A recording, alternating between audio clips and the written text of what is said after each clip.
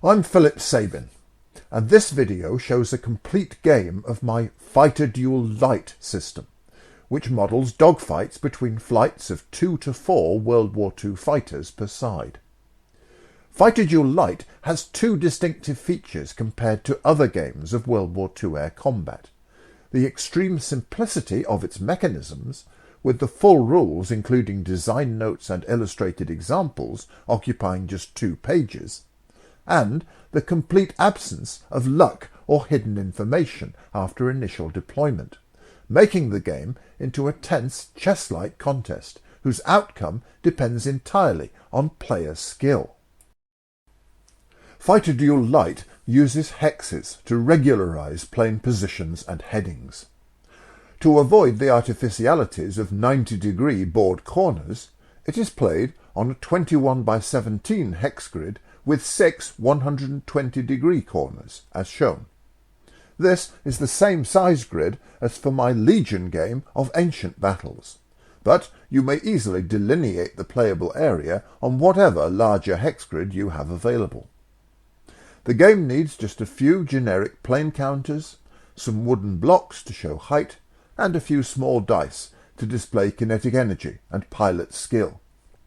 Legion artist Justin Swanton has created an elegant vassal module, allowing easy on-screen or online play with no need for physical components.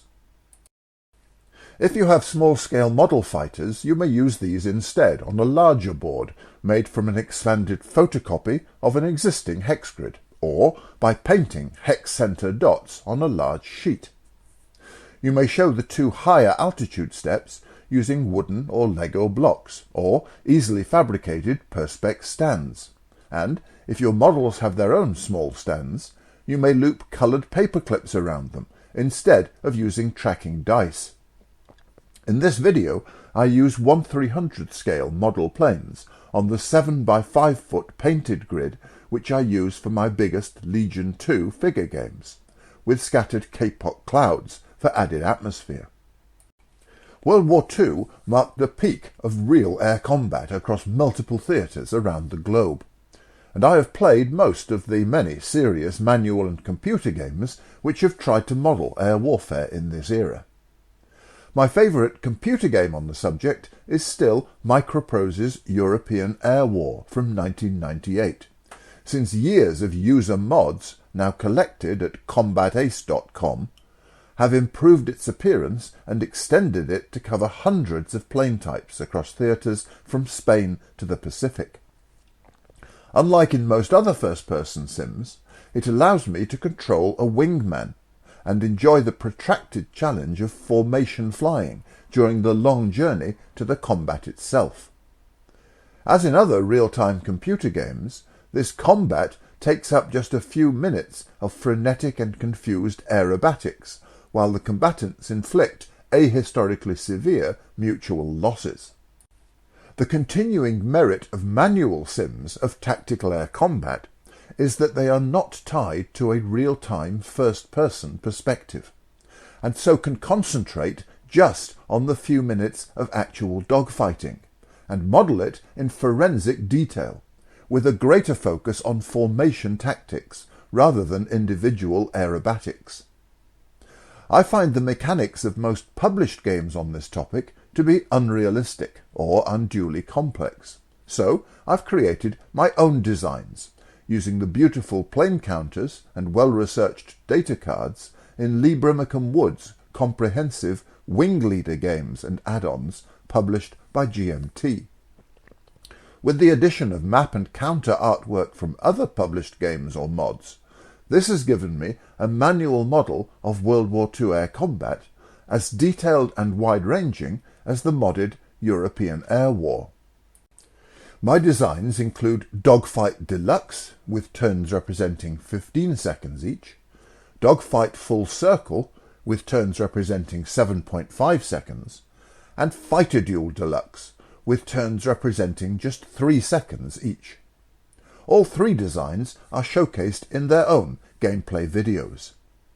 Each counter represents an individual plane in Fighter Duel, or a fighter flight or bomber squadron in the dogfight games, so between them these manual sims allow me to model World War II air combats at any scale, up to the dozens of planes shown in European air war. The downside of manual sims is that meaningfully distinguishing the various technical characteristics of hundreds of different aircraft types without rapid computer processing makes games unduly slow compared to the fast-moving reality which computer sims show all too well. The mismatch is greatest with Fighter Duel, which, with only 6 pages of rules, is far less complex and detailed than J.D. Webster's Fighting Wings board games, but which still struggles to reach a decision in the couple of hours typically available for face-to-face play, as shown here. My 2012 book, Simulating War, contains several microgames which I designed expressly to fit into student classes of this duration, including Angels 1-5, which is pitched at a similar grand tactical scale to my dogfight games, but which simplifies play by modelling only the grossest technical distinctions between specific plane types. Since hobby gamers love such technical minutiae, the spin-off board game edition of Angels 1-5 by Victory Point Games suffered for its generic character. Hence my later marriage of the system with Wing Leader's aircraft data to offer the best of both worlds. However, to create a version of Fighter Duel which plays much more swiftly, I eventually decided to make the same compromise as in Angels, and to forego distinctions between the many specific types of single-seat piston-engined monoplane fighters used in World War II. Fighter Duel Lite focuses instead on 4 aspects of air combat which I consider even more important than the marginal and often offsetting technical asymmetries between the latest aircraft at any given time. These 4 fundamental factors are the inherently 3-dimensional character of air combat, contrary to some games like Wing Leader, which downplay one of the dimensions for simplicity, the dependence of combat advantage both on angular positioning and on energy from speed and altitude, the crucial impact of differences in pilot skill, and the importance of formation tactics to provide mutual cover and to allow fighters to cooperate to defeat uncovered opponents. These plane models show how my 4 key factors are reflected in the game. The dots are a scale 200 yards apart, but planes may also shift between 3 altitude steps, each 500 feet apart, creating a 3D block of playable airspace several thousand feet above the ground. The paperclips are blue for skilled pilots and buff for unskilled ones, and may be rotated to 6 different positions and supplemented by an arrow marker to record 12 possible kinetic energy levels, in addition to the different potential energies associated with the 3 altitude steps. The Fokker-Wulf pilot is due to move next, and the plane's respective positions and headings would allow him to make a climbing left turn to gain 2 victory points by driving off the lower Mustang with the same hex deflection shot. But if he does so, the higher Mustang could make a diving right turn and gain 3 victory points by driving off the 190 itself with an even more effective same hex tail attack, giving net victory to the Americans. Most manual sims of air combat either require players to plot their next move secretly and simultaneously, or include tangled initiative calculations to determine in which order planes are moved each turn. My own designs instead all use the much simpler I go you go sequence of first-generation air board games. I think this leapfrog abstraction is at least as realistic as the other systems, for reasons which I discuss in my video on modelling simultaneity in rigid wargames. My more detailed Fighter Duel Deluxe design creates unpredictability instead by extensive use of die rolls to determine manoeuvre success and loss of situational awareness, without the onerous record-keeping of other systems like Fighting Wings. But Fighter Duel Lite goes to the other extreme, and omits not just guessing games, but also any form of random variation after the initial variable setup. As in my other new introductory game, Counter Air, which I discuss in my previous video, my intent here is to reward player skill and chess-like calculation in mastering the simple but subtle game mechanics, and to avoid any risk that players will see these abstract games as trivial exercises in which a few lucky guesses or lucky die rolls decide who prevails. Each round in Fighter Duel Lite represents 4 seconds of real time, and unskilled pilots have 3 basic maneuvers available during their 2-hex moves. They may fly straight, weave, or turn, as shown. Pilots may weave or turn either left or right, and they may also choose to fly level or dive or climb 1 step during any maneuver. So an unskilled pilot starting at the middle altitude step could end in 15 possible combinations of height, position, and heading. Fighters whose kinetic energy is 7 to 12, shown by an arrow in my game, may climb or dive 2 steps if desired. And if they fly level or dive, they also automatically move 1 hex straight forward before making a normal 2-hex move, due to being at their maximum level speed. Skilled pilots have 2 additional maneuver options as shown. They may make a sharp turn, or if they climb straight ahead, they may use a wing over to turn either left or right. These additional maneuvers are crucial in helping skilled pilots to evade or attack unskilled ones. After moving, fighters gain or lose kinetic energy, as shown. If not in combat, they could climb 1 step every 3 rounds without losing speed, equating to a sustained climb rate of 2,500 feet per minute. The system's key trade-off is that turns reduce the net energy even of fighters not at maximum speed. So trying too hard to win the angles fight by out-turning the enemy risks losing the energy fight and ending up floundering at the lowest altitude step while the enemy remains secure above. Maneuvers which would reduce kinetic energy below 1 are prohibited. Fighters may end their move in the same hex and step as another plane only if it is an enemy fighter whose heading is within 60 degrees, in which case the enemy plane is damaged and driven off. Fighters may opt to dive off the board from any position during their move, but with a victory point cost. At the end of either side's movement, 1 victory point is gained due to long-range fire for every enemy fighter with a friendly fighter at the same altitude facing it from its rear hex, or from its rear quarter hex, unless the friendly pilot just moved and has lower skill. Hence, if the skilled BF-109 pilot ends his move in the position shown, he will gain 1 victory point for engaging the leading MiG. But the Soviets will also gain 1 point, since the trailing MiG did not just move itself, and so may engage the 109 from its rear quarter, despite having a less skillful pilot. Fighter Duel Lite may be played between asymmetric forces for added tactical interest or to balance differences in player ability. For this purpose, unskilled pilots count as worth 1, and skilled pilots 2. However, to keep things simple, this sample game uses the minimum force of 2 fighters per side, with both leaders being skilled and both wingmen unskilled.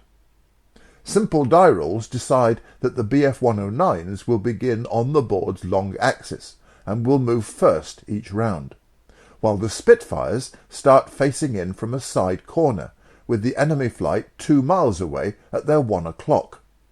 All the planes begin at the top altitude step with energy 3, and both wingmen are randomly on their leader's right. On round 1, the 109 leader weaves left, while his wingman continues straight ahead to begin separating in hopes of bracketing the British. both fighters accelerate to energy 4. The Spitfires also separate, with the leader continuing straight and his wingman weaving right towards the enemy. Both also accelerate to energy 4. On round 2, the German wingman continues straight ahead with his energy rising again to 5, but his leader dives to the middle step, while using his skill for a sharp left turn in hopes of getting behind the nearer enemy wingman.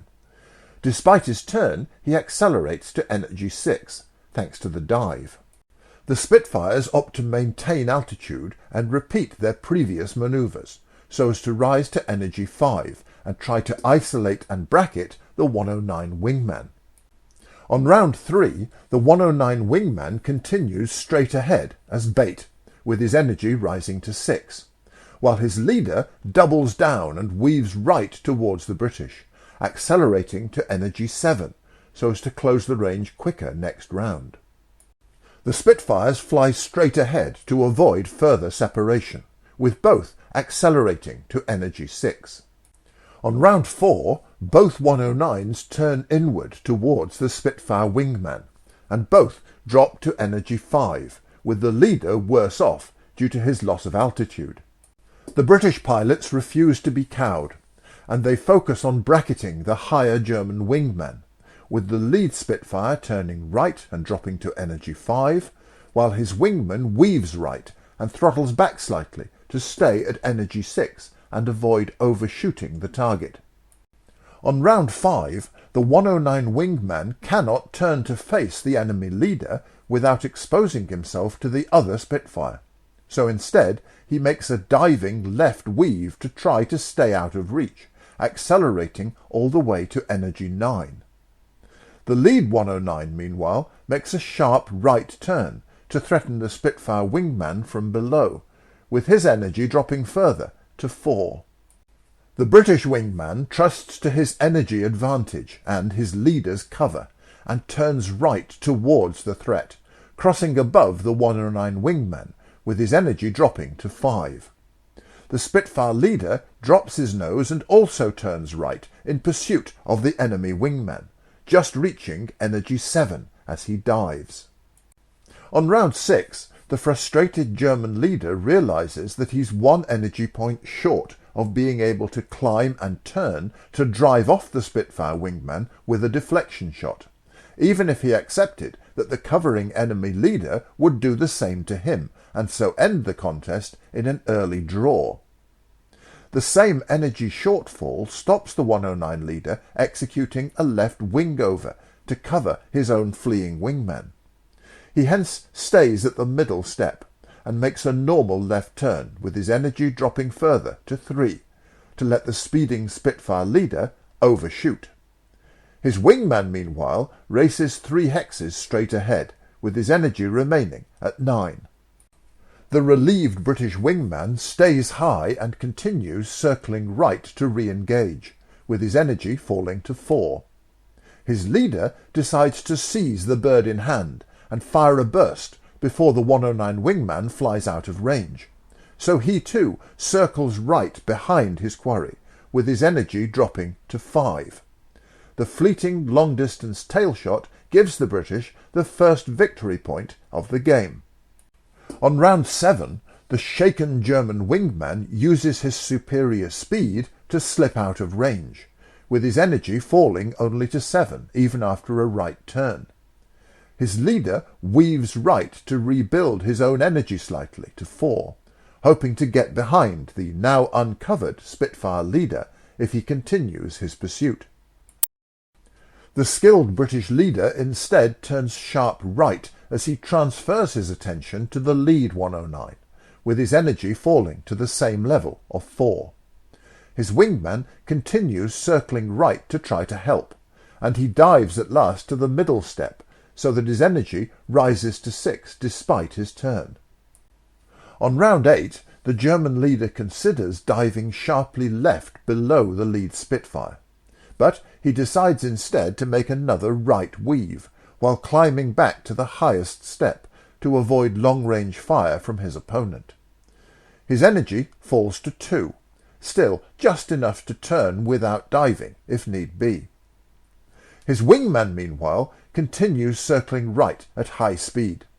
His energy drops to 5, but the German pilots now hope to turn the tables and sandwich the still unsupported British leader between them. It is now the Spitfire leader's turn to feel frustration, since his energy of 4 is not quite enough to make a sharp climbing turn for a rear quarter attack on his German counterpart. He decides instead to preempt the 109's intended ambush by shifting his focus back to the less skillful enemy wingman and weaving left to threaten him again, while boosting his own energy to 5. The Spitfire wingman meanwhile keeps turning and diving, reaching the lowest altitude step with energy 8 to allow him to level out and re-engage at maximum speed. On round 9, the 109 leader makes a sharp diving left turn back to the middle step with energy 4, while radioing his wingman to fly straight ahead and accelerate to energy 6. This will at least allow the German leader to fire back on his British counterpart if he makes a rear quarter attack on the wingman, and so stop the Spitfires, increasing their victory point lead still further. The Spitfire leader decides instead to turn rather than weave right, leaving neither side with a distant shot this round, but positioning him well to shadow the German wingman and drive him off the board in due course. His energy falls back to 4.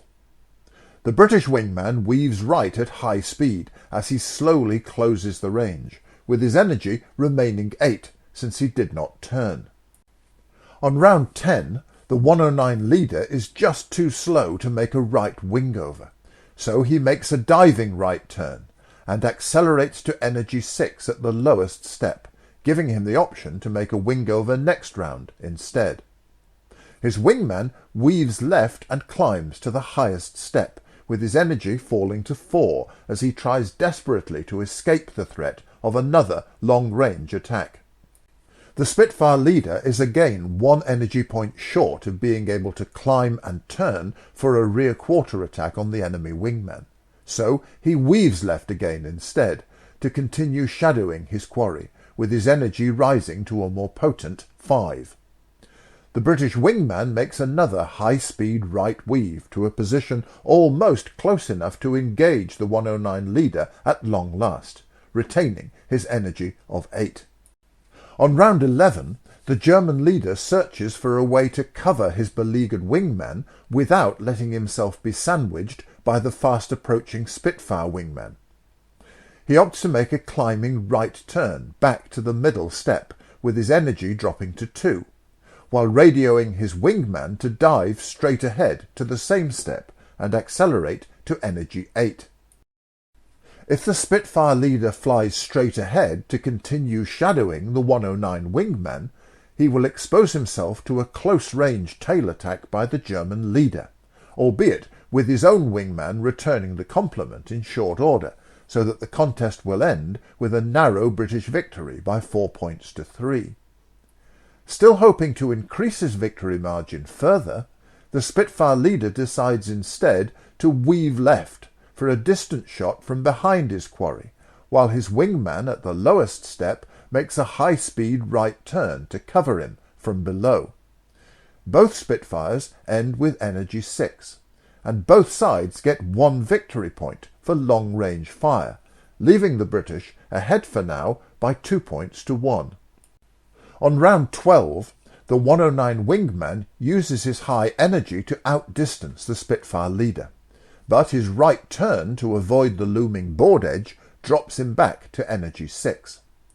His leader's much lower energy stops him climbing to evade the pursuing British wingman, so instead he makes a diving left weave back to the lowest step, accelerating to energy 6. To stay out of reach of his German counterpart, the British leader climbs to the highest step and makes the first wingover of the game to shadow the enemy wingman, with his energy falling to 2.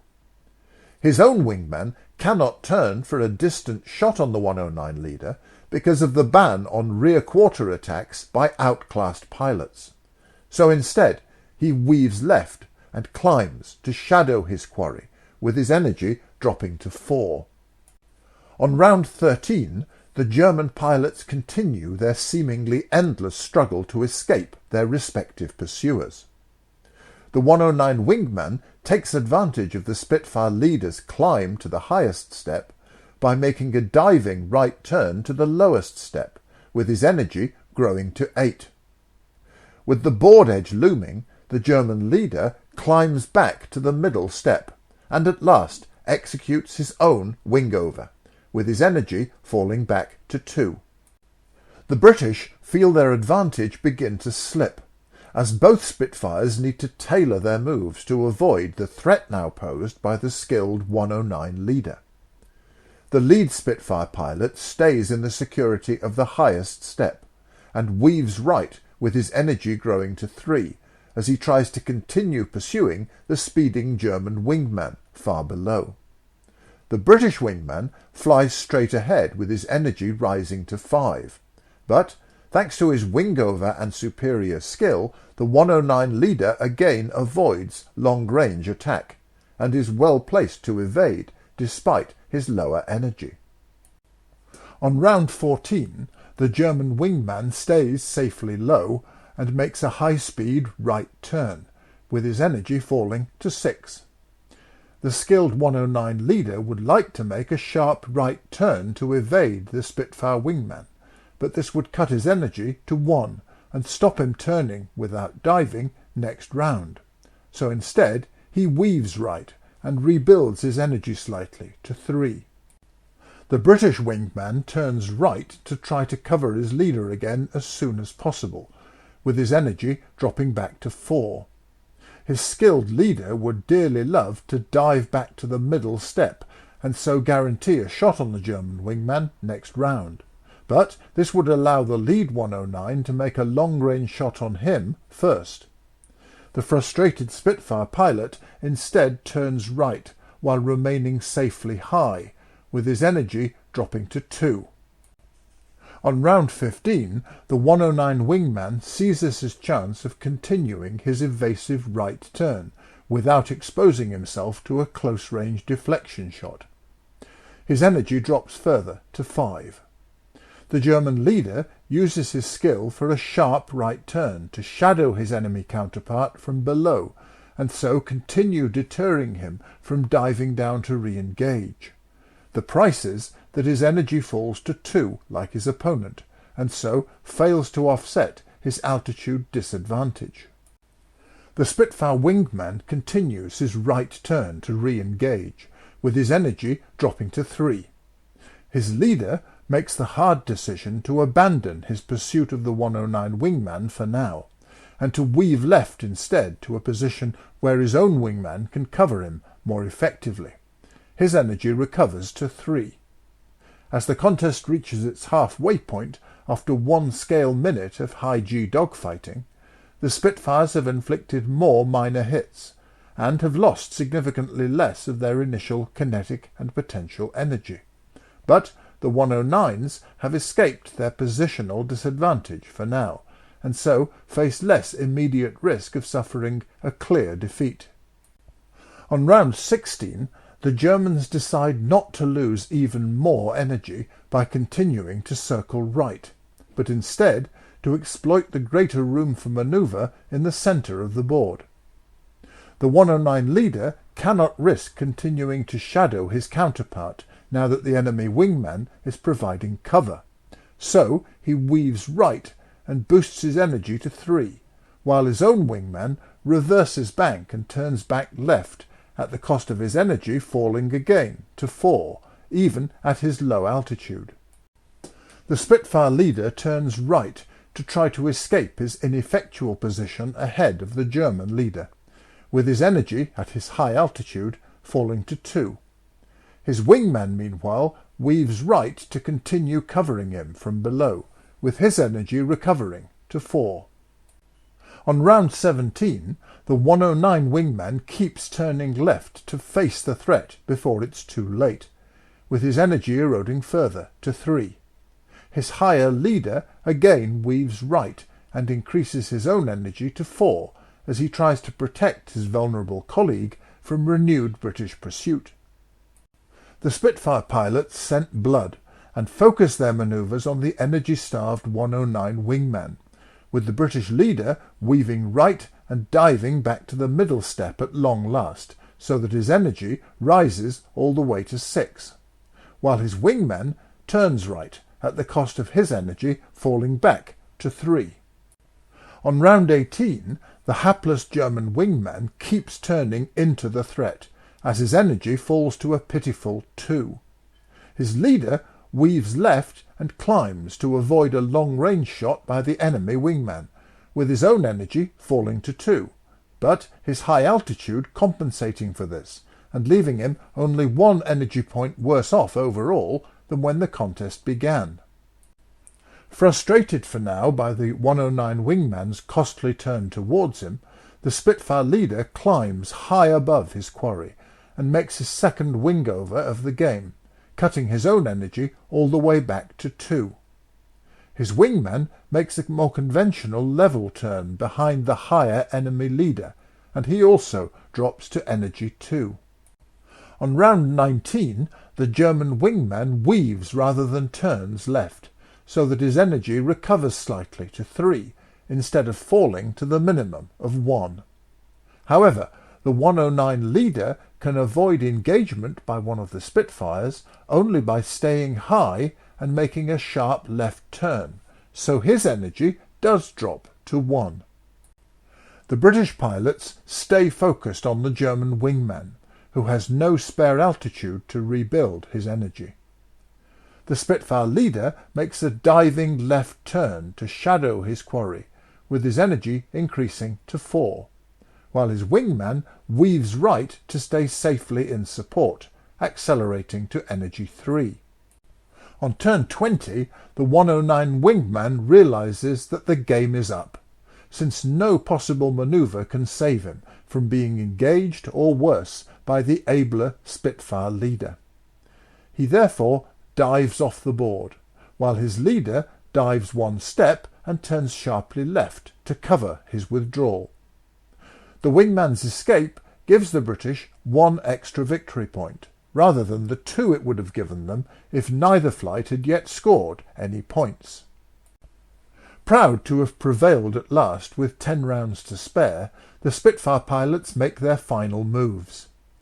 Since the 109 wingman left the board voluntarily, rather than being driven off by a British attack, his leader does not get 1 last round in case he were in a position to strike back. The Spitfires win by 3 points to 1, with the margin of 2 points corresponding to a clear victory. The outcome, with 1 flight breaking away after some minor hits, is much more realistic than the carnage which air combat computer games often portray. There is no victory point premium for hitting skilled pilots, because I assume that their greater value is offset by their ability to jink and hence suffer less damage from any given attack. Fighter Duel Lite plays perfectly well solo by swapping sides, even though it does not include the unique AI rules from my more detailed tactical air games. However, it really comes into its own in opposed play where game time is more constrained, especially if there are enough players to have each one fly a single fighter. Novices can easily learn the ultra-simple rules, but tactical proficiency is more elusive. If both flights are run by novices, this can create indecisive contests, with neither side yet having learned the tactics needed for effective attacks. It may be better at first for the game organizer to control one flight, while giving the other flight a significant point superiority. The variable setup system and the ease of creating asymmetric scenarios pitting numbers against pilot quality prevent play becoming stereotyped, despite the lack of technical differentiation among plane types, which you will find in my more detailed air games. I hope you have enjoyed this introduction to Fighter Duel Lite, and that it will encourage you to try this simple, accessible, challenging and free game for yourselves. For more on my many other designs, including games of World War I and Jet Age air combat in addition to the World War II games which I discussed at the outset, watch the other videos on my YouTube channel, or Google Sabin Wargames to find my website with all the links you need.